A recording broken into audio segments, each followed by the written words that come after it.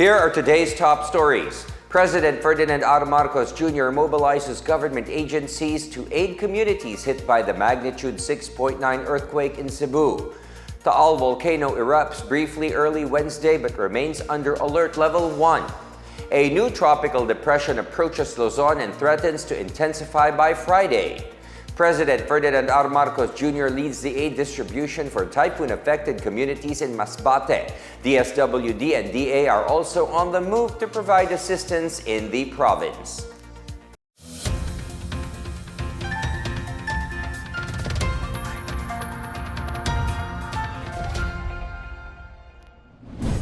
This is the Pna Headlines. I am William Theo. Government agencies are on the move in the aftermath of the magnitude 6.9 earthquake that struck Cebu on Tuesday night.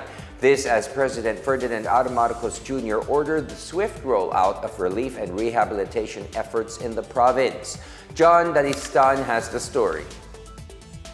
President Ferdinand R. Marcos Jr. has ordered government agencies to mobilize and provide immediate assistance to communities affected by the magnitude 6.9 earthquake that rocked Cebu province on Tuesday night. Philippine Institute of Volcanology and Seismology said the tremor struck at 9:59 p.m. with its epicenter located 21 kilometers northeast of Bogo City, Cebu. The quake also caused 379 aftershocks with magnitudes ranging from 1.4 to 4.8 as of 4 a.m. Wednesday. Intensity 5 was felt in Argao, Cebu, City of Sipalay, Negros Occidental, City of Lapu-Lapu, and City of Tacloban.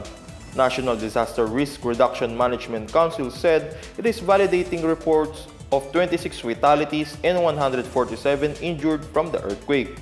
According to the Presidential Communications Office, the Department of Health has started deploying medical teams from Vicente Soto Memorial Medical Center and the Cebu South Medical Center to Bogo City and nearby areas.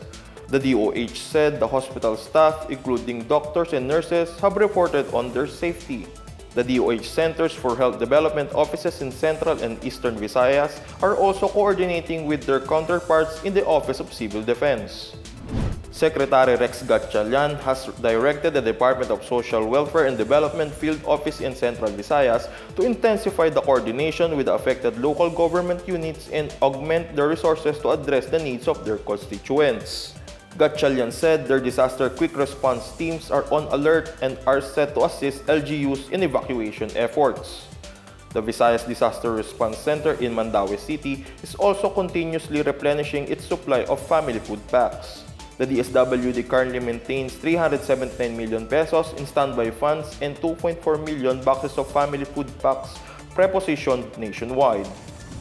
Meanwhile, Budget Secretary Amenah Pangandaman called on government agencies to activate their QRF or Quick Response Funds as they roll out their respective calamity relief and rehabilitation efforts in Cebu.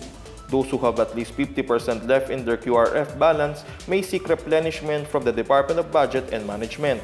Pangandaman also said the National Disaster Risk Reduction Management Fund is also standby to support larger-scale needs, including restoration of damaged facilities and heritage sites. As of October 1, the NDRRM fund has a balance of 8 million pesos.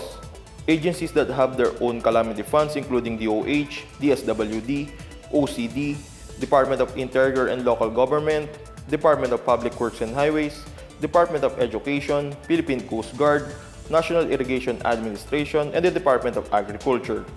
From Pna Headlines, I am John Dalistan. The Philippine Institute of Volcanology and Seismology, or PHIVOLCS, is monitoring Taal Volcano in Batangas after it erupted early Wednesday. PHIVOLCS reported a minor phreatomagmatic eruption from Taal Volcano Island's main crater at 2:02 a.m.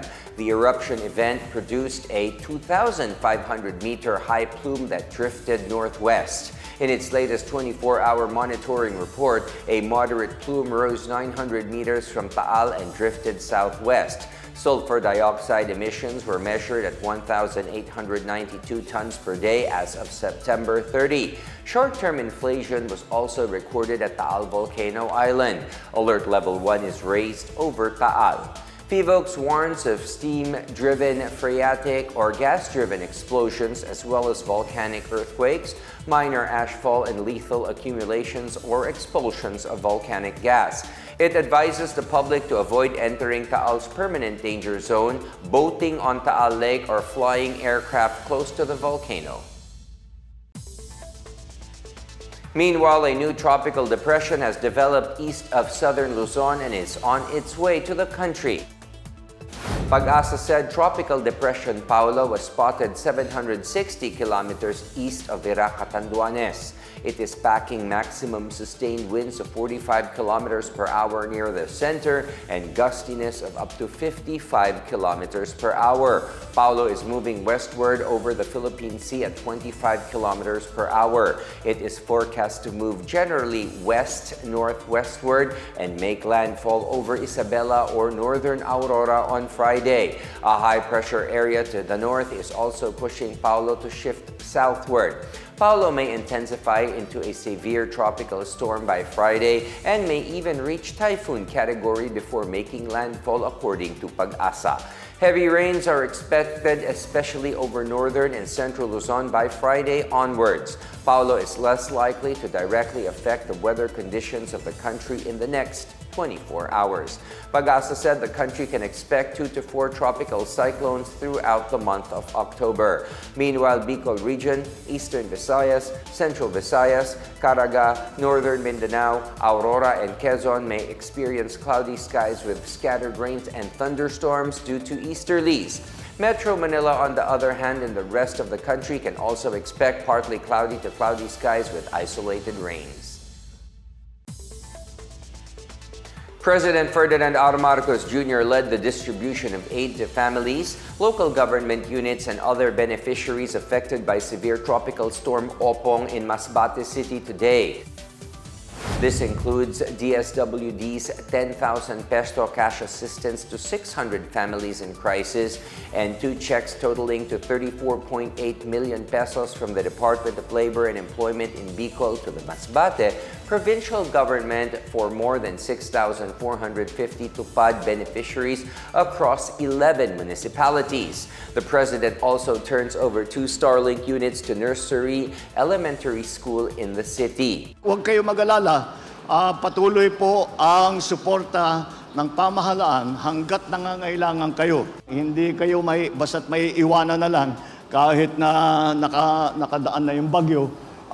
Nandito pa rin ang inyong pamahalaan. Hindi po kami aalis dito hanggang lahat ng evacuees, lahat ng ating mga tinamaan ng bagyo ay nakatayo na, nakaahon na. The Department of Social Welfare and Development in Bicol also started assessing 14,000 severely affected in Masbate Province for financial assistance under the Emergency Cash Transfer Program or ECT. DSWD 5 Director Norman Laurio said the ECT worth of 10,000 will be provided to heavily impacted families as promised by Secretary Rex Gatchalian. Laurio added that the agency already distributed over 35,000 family food packs across all 20 local government units and 1 city. The DSWD continues to focus on the recovery of the families following the immediate response. Meanwhile, the Department of Agriculture, or DA, has launched the 20 pesos per kilo rice program in Masbate Province to assist families affected by severe tropical storm Opong. In an interview, Masbate Provincial Agriculturist Engineer Cheryl Almario reported that at least 200 residents purchased 10 kilos each of the 20 pesos per kilo of rice during a half-day selling period. Almario added that the Provincial Agriculture Office has 300 sacks of rice from the National Food Authority, each weighing 50 kilograms and ready for repacking. The DA also continues to monitor prices in Masbate, which is currently under a state of calamity due to Opong.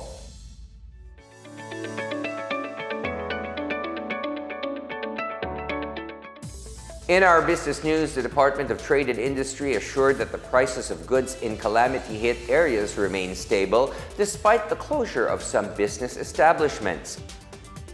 To date, the entire province of Cagayan, Masbate, Oriental Mindoro, Biliran, and Romblon are under a 60-day price freeze after severely damaged by Super Typhoon Nando and severe tropical storm Opong.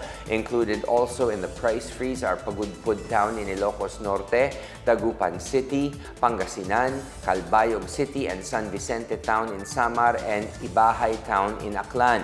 Citing the reports from the Department of Trade and Industry, or DTI's Regional Operations Group, Trade Secretary Cristina Roque said the supply of goods in these areas remains stable and sufficient.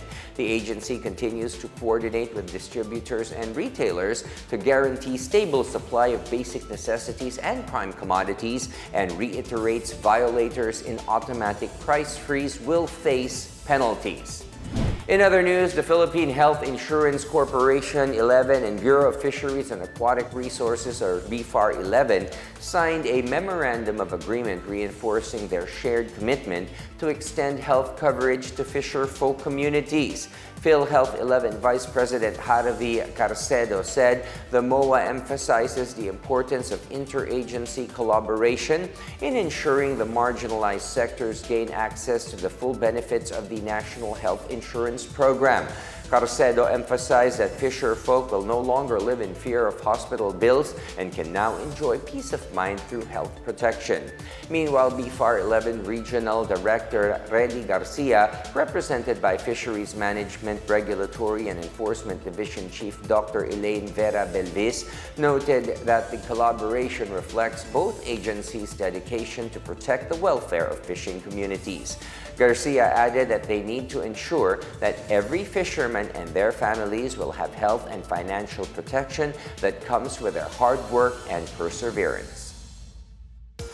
And those are the latest and the biggest stories from the Pna Headlines. For more news updates, visit our website pna.gov.ph or our Facebook and X account, Philippine News Agency. You may also watch the Pna Headlines through the Philippine News Agency's YouTube account and via the News and Information Bureau website under PNA News. Stay with us for more news updates. And it is 85 days to go before Christmas.